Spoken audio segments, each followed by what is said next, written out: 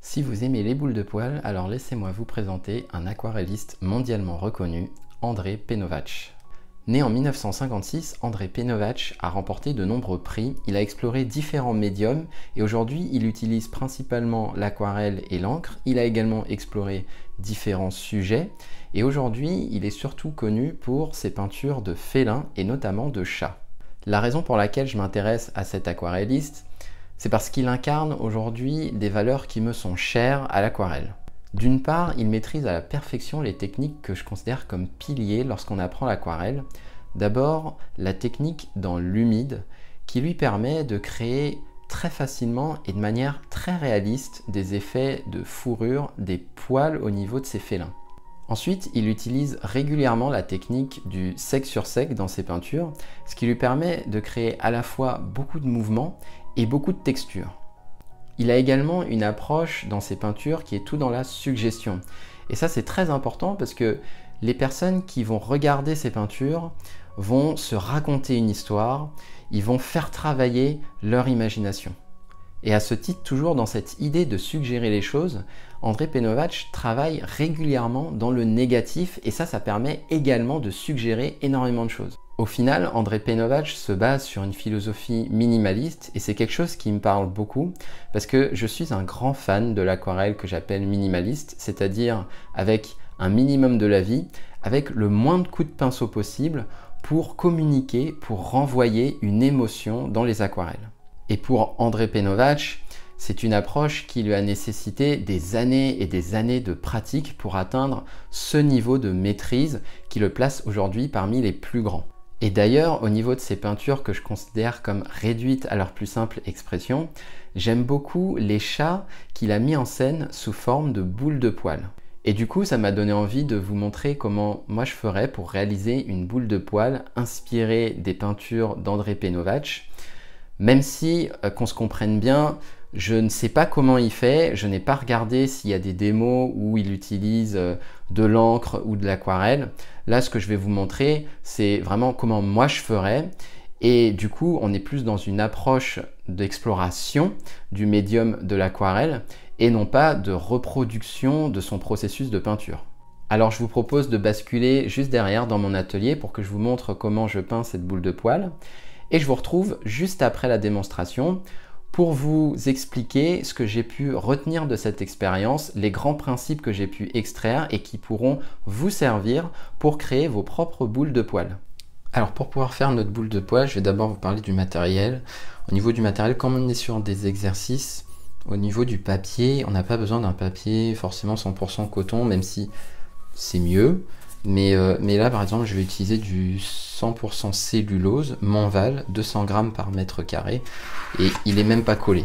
Donc là, vous voyez, c'est pas forcément les meilleures conditions pour travailler dans l'humide, mais ça devrait suffire. Ensuite, en termes de pinceau, je prends un pinceau à la vie de taille 4 et puis un pinceau à la vie de taille 2 pour pouvoir faire la boule de poil. Donc ça va être pour définir le fond, où il y aura le chat, et puis le petit pinceau, ça va être pour pouvoir créer la boule de poil. Et puis au niveau de la peinture, je prends de la teinte neutre, c'est un pigment noir très profond, qui... Alors c'est pas de l'encre comme peut utiliser André Peinovac, mais ça devrait faire l'affaire pour pouvoir créer notre boule de poil. Donc le principe ici, c'est d'avoir un fond humide, mais pas trop. Il ne faut pas que ce soit un fond mouillé, il faut que ce soit un fond humide, juste assez humide pour que les pigments puissent se diffuser par capillarité. Si c'est trop mouillé, les pigments ne se diffuseront pas. Parce que tout le principe consiste à mettre une touche de pigment qui est au niveau du pinceau, qui est plus chargé en eau que ce qu'il y a sur le papier. Et ainsi, l'eau va se diffuser avec les pigments et c'est ça qui va créer l'effet fourrure. Donc on va commencer, on va d'abord créer un fond. Alors vous n'êtes pas obligé de faire un fond vraiment coloré, moi je le fais pour que vous puissiez voir la zone que je recouvre. Et aussi un dernier point, c'est que si vous vous entraînez sur ce type d'exercice, vous pouvez découper le papier en 4 zones pour que vous puissiez reproduire l'exercice 4 fois. C'est vraiment intéressant. Et au niveau de la taille, ça suffit pour faire une petite boule de poil. Donc là, Pour que vous puissiez bien voir, moi je vais le faire que sur une seule zone. Donc je vais recouvrir. Je vais faire un premier lavis pour définir le fond. Alors après, vous pouvez quadriller pour homogénéiser la quantité d'eau qu'il y a sur le lavis. Une fois que vous avez fait ça, vous prenez le petit pinceau. Alors vous, comme vous êtes sur un, si vous le faites sur un quart, eh bien vous pouvez prendre des dimensions de pinceau inférieures parce que vous n'avez pas besoin forcément d'avoir. Et là, hop, on passe au niveau des poils. Là, on a la tête, là, on a le corps. Et comme vous pouvez le voir, ça commence à se diffuser par capillarité parce que le pinceau était plus chargé en eau que ce qu'il y avait sur la feuille. Et donc, il faut que ce soit un geste rapide. C'est-à-dire que là, en 2-3 coups, moi, j'ai fait le petit chat.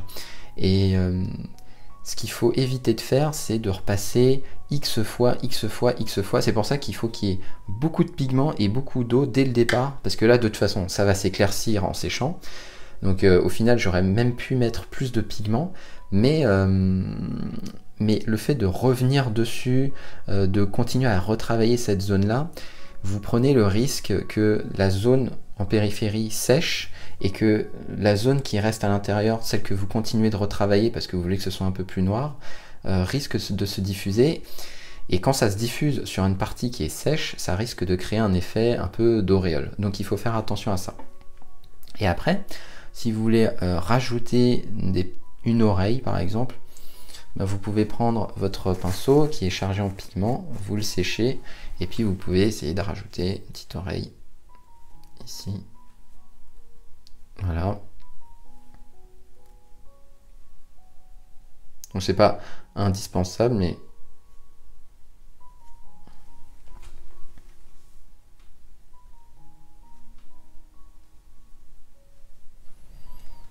voilà.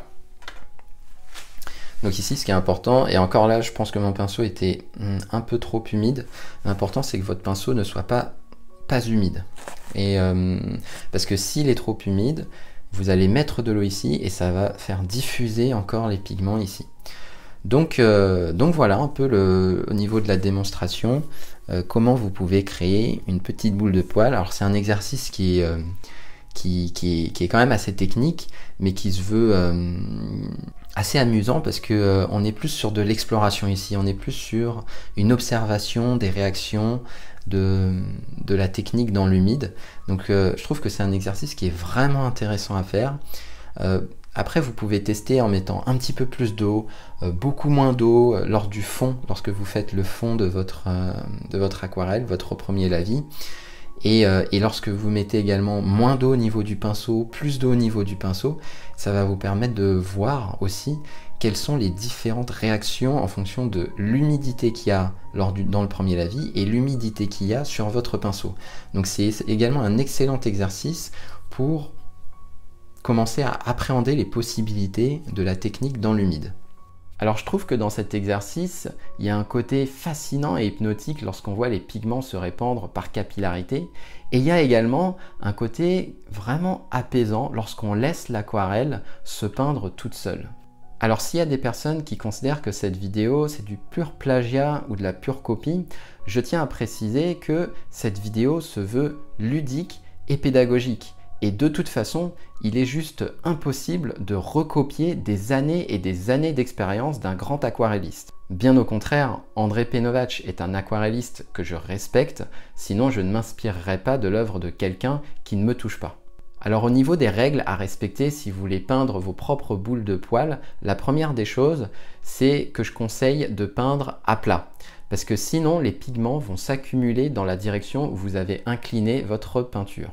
La deuxième règle à respecter, c'est qu'il ne faut pas trop mouiller votre premier lavis parce que c'est justement en le mouillant un minimum que derrière les pigments vont pouvoir se répandre par capillarité.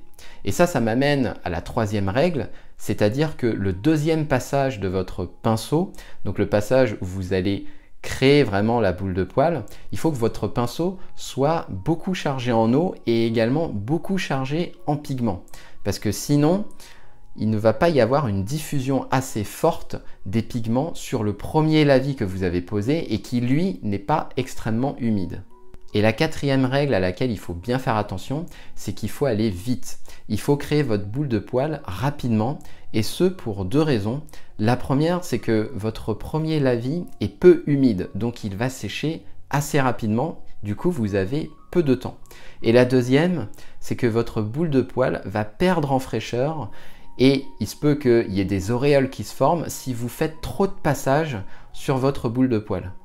Alors toutes ces règles-là, c'est pas forcément évident à bien respecter du premier coup, donc il se peut que vous ayez à vous y reprendre plusieurs fois pour arriver à un résultat qui vous satisfasse.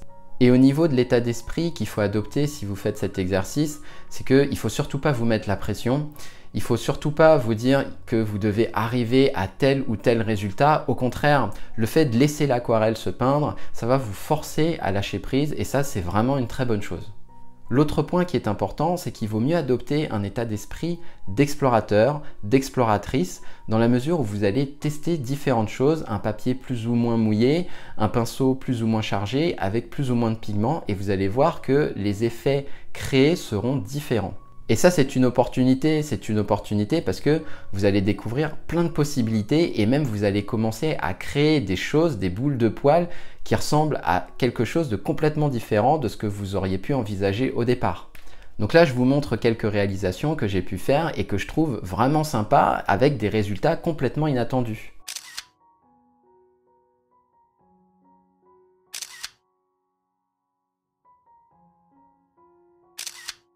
Merci d'avoir regardé cette vidéo jusqu'au bout. Si vous voulez apprendre à peindre des aquarelles envoûtantes, j'ai créé un cours gratuit et complet avec tous mes commentaires en temps réel où je vous montre comment je peins un paysage magique.